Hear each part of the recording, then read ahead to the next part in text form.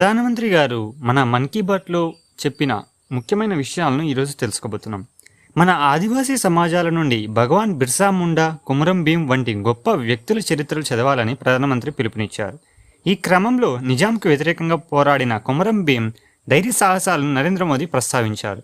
ప్రధానమంత్రి నరేంద్ర మోదీ తన మనసులోని ఆలోచనలను దేశ విదేశాల ప్రజలతో పంచుకునే మన్ కీ బాత్ ప్రసంగం 127వ సంచిక ఈరోజు ఉదయం 11 గంటలకు ఆకాశవాణిలో ప్రత్యక్ష ప్రసారమైంది.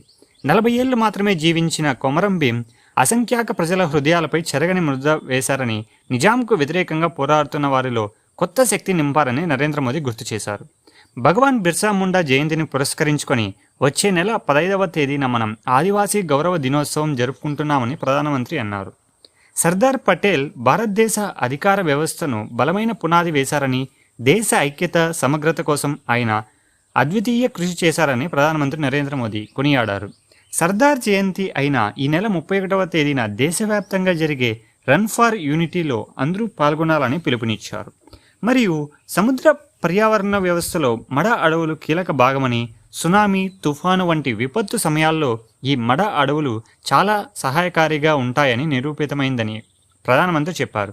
మడ అడవుల ప్రాముఖ్యతను అర్థం చేసుకున్న గుజరాత్ అటవీ శాఖ ఒక ప్రత్యేక ప్రచారాన్ని ప్రారంభించిందని, అహ్మదాబాద్ సమీపంలోని దొలేరాలో అటవీ శాఖ బృందాలు మడ అడవులు నాటడం ప్రారంభించాయన్నారు.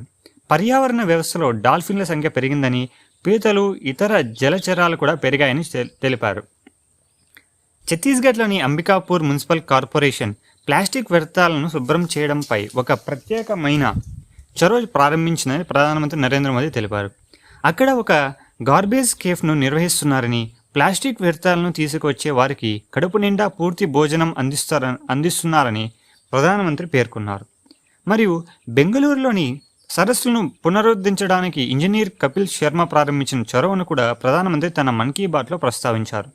కపిల్ బృందం బెంగళూరులో పాటు పరిసర ప్రాంతాల్లో 40 బావులు, 6 సరస్సులను పునరుద్ధరించిన ప్రధానమంత్రి వెల్లడించారు. వందే మాతరం 150వ సంవత్సరాన్ని మనం చిరస్మరణీయంగా మార్చుకోవాలని ప్రధానమంత్రి పిలుపునిచ్చారు.